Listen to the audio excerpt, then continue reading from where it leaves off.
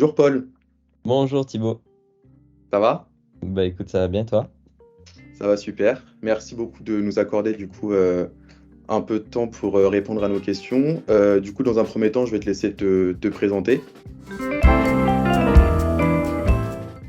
Ok, merci de m'inviter, c'est très gentil. Moi je m'appelle Paul Schneider, j'ai 24 ans, je viens d'une très belle ville dans le nord-est de la France qui s'appelle Metz, une ville où j'ai effectué toute ma scolarité et une fois que j'ai obtenu le bac, je suis parti directement en post-bac à Bordeaux pour rejoindre Kedge, mon programme EBP que j'ai effectué donc 1 an et demi à Bordeaux pour ensuite partir en université partenaire à l'université d'Ottawa où j'ai terminé mon cursus avec entre-temps un petit stage de 6 mois en Afrique du Sud cette fois chez Decathlon et ensuite quand j'ai terminé ça je suis allé faire un master spécialisé dans le sport, dans le management des organisations sportives à Paris, euh, à Audencia.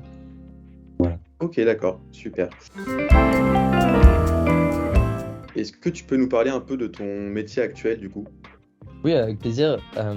Mon métier actuel, dans sa nomination, je suis chef de projet RSE Sport. Donc, la mission d'un chef de projet, c'est d'accompagner ses clients. Nous, chez Oxygène, les clients qu'on a, c'est principalement des fédérations ou des clubs.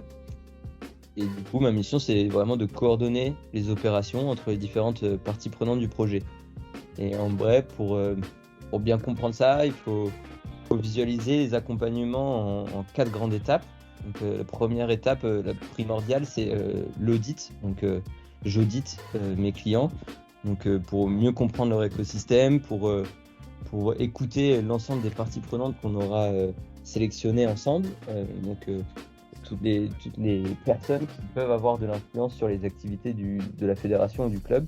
On les écoute à travers des entretiens de 45 minutes et avec ça, on arrive à récolter de la donnée, qu'elle soit qualitative ou quantitative, et c'est ce qui nous permet ensuite de dresser des premières conclusions. Et ensuite, avec ces conclusions, on fait du conseil stratégique. Donc, on valide ces conclusions, ces recommandations avec le client et ça forme une politique de développement durable à proprement parler. Cette politique de développement durable, par la suite, on va la décliner en un plan d'action détaillé et planifié dans le temps. Ensuite vient la troisième phase de déploiement opérationnel. Donc là, on est vraiment là pour mettre en œuvre opérationnellement le plan d'action qu'on aura préalablement établi et on va assurer son suivi. Et ce suivi, c'est la quatrième phase qui est sûrement la plus importante.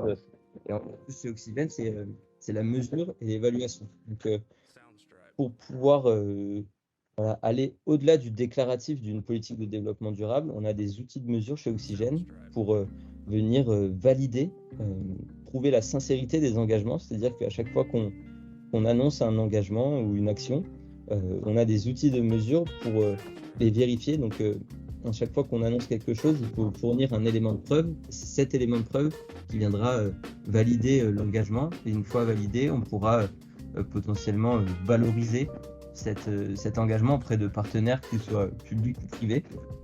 Et ensuite, c'est par cet intermédiaire qu'on peut trouver de nouveaux financements et également communiquer par la preuve. Est-ce que tu peux nous donner quelques avantages et inconvénients d'être chef de projet RSE Sport chez Oxygène?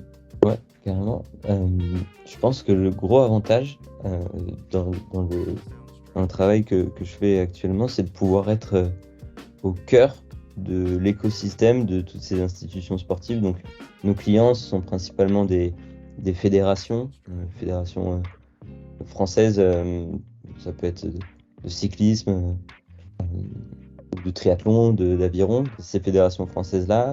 Donc la grosse force, c'est de pouvoir découvrir et surtout explorer et sortir de la matière auprès des parties prenantes de l'écosystème de ces clubs-là. Mais c'est vraiment de pouvoir parler à des acteurs qui n'ont pas le même quotidien, de parler du même sujet avec des personnes vraiment différentes. C'est là que je trouve ça vraiment hyper intéressant. Et l'inconvénient, je dirais que forcément, quand on va auditer des acteurs complètement différents. Des fois, il n'y a pas le même niveau d'ambition, parfois il n'y a même pas d'ambition du tout. Alors il faut toujours réussir à rester pédagogue sans être non plus donneur de leçons. Et là, c'est tout l'objectif de pouvoir faire percevoir ces objectifs d'éco-responsabilité comme une opportunité, car c'est le cas pour de vrai. Il y a un cadre juridique qui évolue et auquel il faudra forcément s'adapter. Donc ça, c'est peut-être l'inconvénient de réussir à toujours rester pédagogue dans la démarche. Ok, absolument. Est-ce que tu peux nous parler un peu de la culture d'entreprise, de ses valeurs, etc. Ouais, bien sûr. Je pense que ce qui définit vraiment le cœur d'Oxygène, c'est le nouveau modèle économique responsable du sport. C'est vraiment ça notre mission et ce qui nous pousse à faire ce métier-là. Les valeurs qu'on pourrait donner, je dirais, c'est la sincérité. Je l'ai dit tout à l'heure avec justement ces éléments de preuve, c'est vraiment pour prouver qu'on va au-delà du déclaratif, parce que parfois sur ces sujets, ça peut être un petit peu, voilà, on peut, certains acteurs, certaines personnes peuvent se dire que le déclaratif, ce n'est pas suffisant. Donc la sincérité, l'authenticité, c'est vraiment des valeurs qui nous sont chères et j'irais même jusqu'à dire de la créativité, parce que c'est des sujets relativement nouveaux où il faut savoir trouver voilà, de nouvelles propositions un peu innovantes pour pouvoir capter de l'attention et créer de la valeur. Voilà. Et forcément, le développement durable, parce que c'est au cœur de notre métier, l'ESG, environnement, social, gouvernance, c'est ça les mots d'ordre. Ok. Et est-ce que tu aurais un conseil à donner aux étudiants de Kedge qui regardent cette vidéo pour leur futur parcours, par exemple? Ouais, bien sûr. Comme je disais, quand on me demandait ce que je voulais faire dans la vie, je disais moi je vais travailler pour les Jeux, et mon stage de fin d'études après Audencia, j'y suis parvenu. J'ai réussi à entrer dans ce comité d'orga des Jeux Olympiques, et pour ça j'ai vraiment comment dire, tout donné, c'est-à-dire montrer ma motivation le plus possible, quoi. Alors le conseil que je peux donner, c'est de vraiment, quand on veut quelque chose de très fort, faut vraiment moi, j'ai un peu cet état d'esprit. Quand on veut quelque chose de très fort, qu'on y pense très fort, forcément, toutes les actions qu'on fait autour s'alignent avec cet objectif-là. Moi, j'ai harcelé les gens sur LinkedIn. Non, pas harceler, c'est peut-être pas le bon terme. Mais quoi, j'ai insisté pour montrer aux recruteurs, montrer à la future N+1 que c'était moi qu'il fallait prendre. Mais ça va de envoyer un petit message, réussir à trouver un numéro de téléphone, faire parler à quelqu'un qui connaît quelqu'un. Donc le conseil que je peux donner, moi, c'est faites parler les gens de ce qu'ils font. Les gens adorent parler de ce qu'ils font, et ça engage à rien que de dire voilà, je suis étudiant, le secteur dans lequel vous travaillez m'intéresse fortement, est-ce que vous pouvez m'en dire plus? Donc ça durera pas plus de 5 minutes, je reste disponible par téléphone, et un petit numéro de téléphone. Et il y en a beaucoup qui vont mettre des vents, énormément même, mais il y a un moment donné, dans le panier, il y en aura peut-être un ou deux qui décrochera le téléphone pour parler de lui. Des fois, on peut trouver des prétextes. Voilà, je suis étudiant, j'ai un travail sur, je sais pas, l'éco-responsabilité dans le sport. Est-ce que vous acceptez de répondre 5 minutes pour pouvoir m'aider à chercher les informations au bon endroit? Mais des fois, ça marche, et c'est ce que j'ai toujours essayé de faire, et c'est ce qui m'a aidé, je pense. Ok, super. Et pour finir, du coup, des questions un peu plus ludiques. Est-ce que tu aurais juste 3 mots pour décrire Oxygène? 3 mots pour décrire Oxygène. Je dirais novateur, ambitieux, et je donnerais le mot de mesuré, parce que voilà, l'ensemble des outils qu'on développe, ils sont basés sur la mesure, et je pense que c'est hyper important, parce que sur les sujets de l'éco-responsabilité, et on a de multiples exemples, on peut des fois se rapprocher du greenwashing en abusant un petit peu du déclaratif. Chez Oxygène, le mot d'ordre qu'on s'est donné, c'est la mesure, c'est-à-dire qu'à chaque fois qu'un engagement est porté, il doit être mesuré. Donc sur les actions dont je parlais tout à l'heure qu'on développe, Dès lors qu'une action est déployée dans un plan d'action, on a un outil qui s'appelle l'EvalOxy et qui vient en gros mettre le bon indicateur sur le bon engagement. Et cet indicateur, pour qu'il soit valide, on lui doit fournir un élément de preuve. Et c'est cet élément de preuve qui viendra valider la réponse à l'indicateur.